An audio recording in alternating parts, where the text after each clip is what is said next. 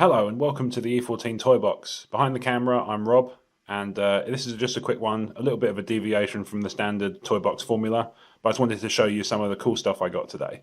So today I attended the London Gaming Market, which is held in Russell Square in a hotel, like a function room, and it brings together video game markets and tabletop and board game and miniatures markets from all around the country. There's a few really good vendors there who sell hard to find consoles, hard to find games, board games, some of the sort of stuff you could find in a Forbidden Planet a little bit cheaper, things like that. And there's a nice mix, it attracts a cool kind of clientele, obviously. Not to toot my own horn, but beep beep. So I thought I'd show you the stuff I got. So first things first, this is the most awkward one to shoot, so this is one I want to get out of the way first. I got a new board game which looks like this. You can see why I've placed it the way I have with the coaster on top, just to stop it from blaring back at you. It's a little bit blurry, but it's called Ninja All Stars. It's made by Ninja Division and Soda Pop Miniatures, and it's just lovely. It looks like a fun board game.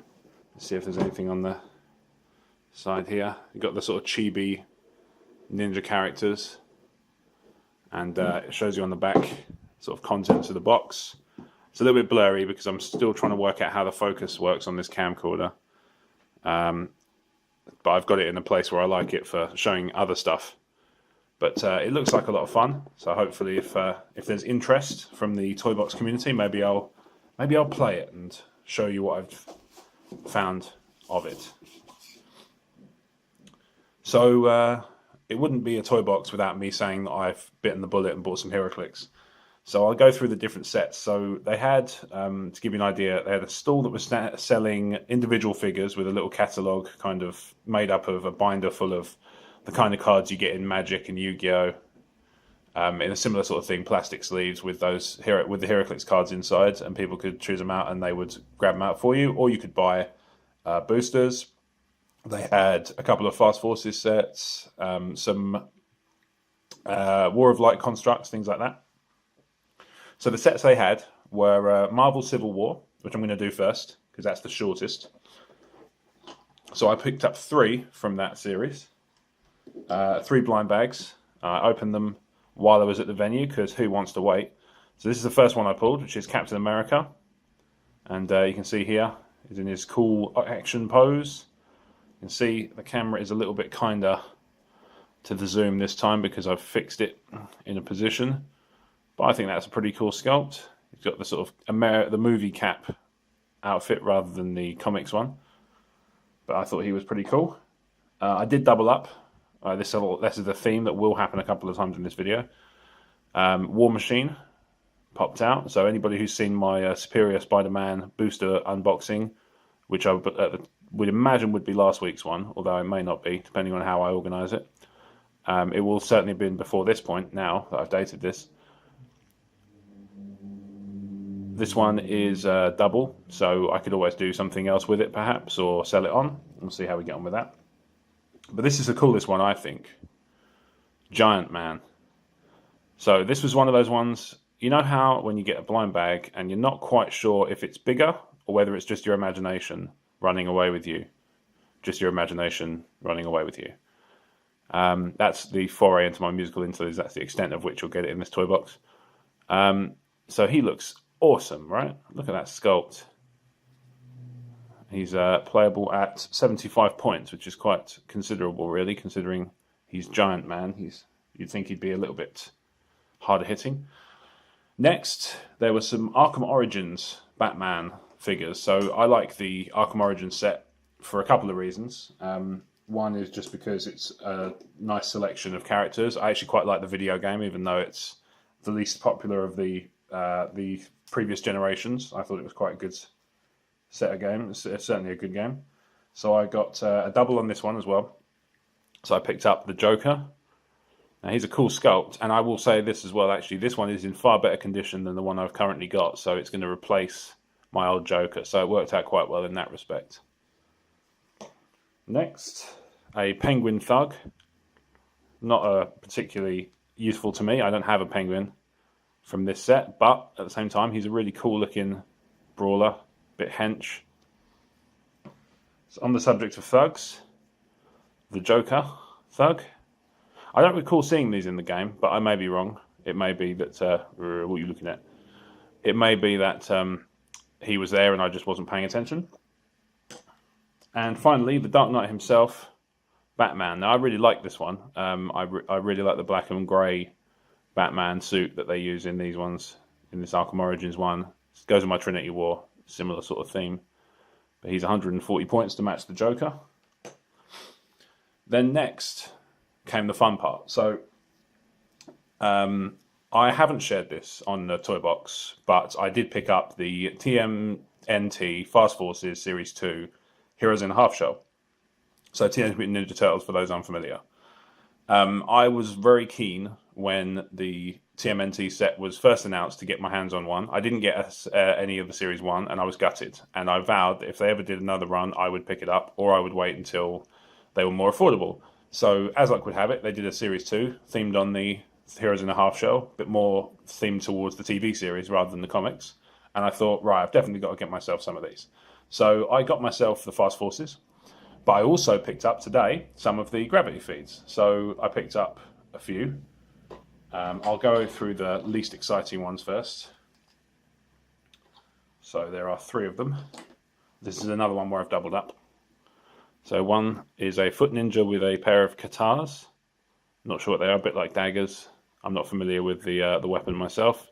A 30-point soldier. And then I've picked up 2 of these. So I'll see if I can hold them both together.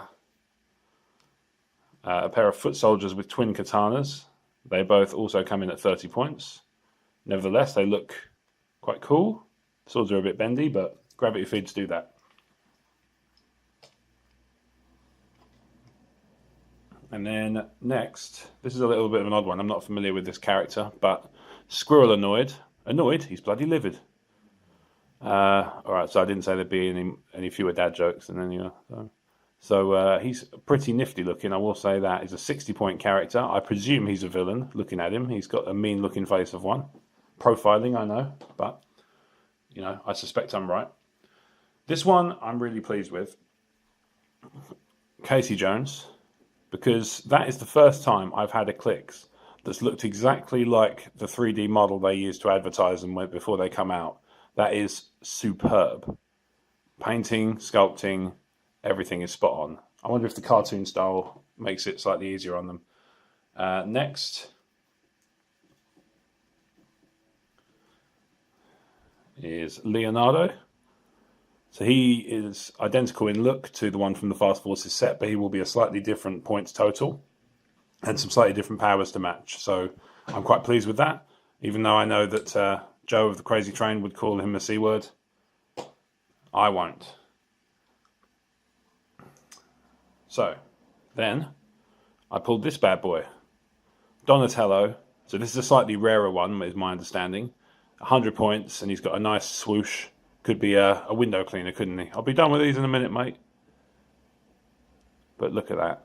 Just the swish of motion. Anybody long-term Toybox viewers will know I'm a big fan of the translucent plastic being used for energy effects and such.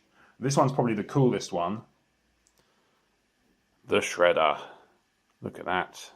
He's pretty awesome. Look at that. Steely gaze. If I bring him too close, it blurs. Love this camera. Anybody recommend me a camera, by the way? I'd be very grateful. This one sucks. So last but not least, I bought a booster from the Superior SpiderMan set. I had one obviously in the previous episode, or depending on how I ordered them. Anyway, I had one before and I was pleased with it. I had some good results. This one I'm equally pleased with. So I'm just going to pop the figures out off camera and bring them into shot for you. So first of all, I have Dagger. I don't have Cloak to go with her, but she's a really cool sculpt. Blimey. Got a pair of daggers, obviously, as the name suggests. Seems only reasonable, doesn't it? I've doubled up on this one. Not unfortunately, it's always cool to have the green goblin. So he's a bit more common, presumably, than I would have otherwise thought. Nevertheless, I'm alright with that. Then I have Jackal, who's also a pretty nifty looking sculpt. 75 points. Handy in the scrap. The way they're doing these is obviously a positive sign in terms of points cost. Does lead to some of the others being a bit expensive. Nevertheless, Rattler, so presumably snake themed or scorpion perhaps, but he's pretty awesome. E14 superfan Paul could hopefully fill me in on that one. I did say we did say you were awesome on the show, Paul, so that seems only fair. And then finally, the one I'm really pleased about, because he comes with a Clix FX base, not for nothing. So there's the Clix FX base to go with Ares. And look at him. He is definitely ready for a fight, isn't he? Certainly, and by the looks of it, he's got his own series as well, so that's always good. Although it's 10 years old. I've got Marvel Unlimited now, so I can check it out myself. So he's a really nifty character. Playable at 200 and 125 points. When you consider that they've been scaling down some of the points cost, he's going to be a hard hitter. So on the last thing, I just want to kind of make a personal plea to WizKids. You fixed, in my view, the fundamental problem with the booster boxes. Now, can I please ask that you give the gravity feeds the same love? Because, and I can show you why. And anybody who's bought them before will be able to relate to this. Look at the state of these cards. So that one's a bit bent. That one's almost, almost 90 degrees in places. They're all kind of a little bit worse for wear, and it's because they have to sit inside the foil packs alongside the figures. Now, I was with E14 favourite Blake and his fiancée Kat, and Kat had a really good idea, which was take a bigger bit of plastic and put the card inside it. Seems like a no-brainer, but like I said, all I can do is beg WizKids to take a look at that, because I don't think it's a good system. And, I'm only one person, but I'm sure I'm not the only one. Are you one? Is that a question I can ask? So if you're a person like me who finds the gravity feed system a bit lacking when it comes to preserving the condition, because that's the other thing, is that some of these were in like this, just kind of free to rattle around. It's lucky that nothing was broken, really. I was fortunate in a lot of ways in this particular haul. But there you go.